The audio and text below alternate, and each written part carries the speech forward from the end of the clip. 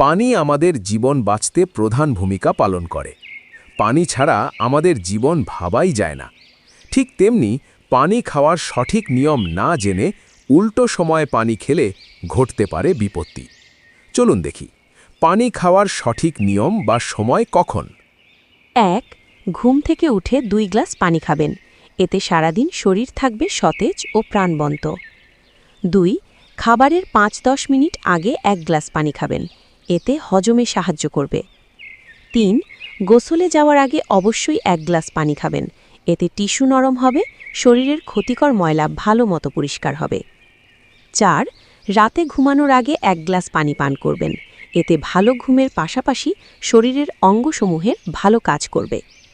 ৫. রাতে হঠাৎ ঘুম ভেঙে গেলে 1 গ্লাস পানি খাবেন। এতে শরীর ও মস্তিষ্কের সুরক্ষা দিতে সাহায্য করবে। এই রকম উপকারী ভিডিও পেতে আমাদের চ্যানেলটি সাবস্ক্রাইব করে রাখতে পারেন। আল্লাহ হাফেজ।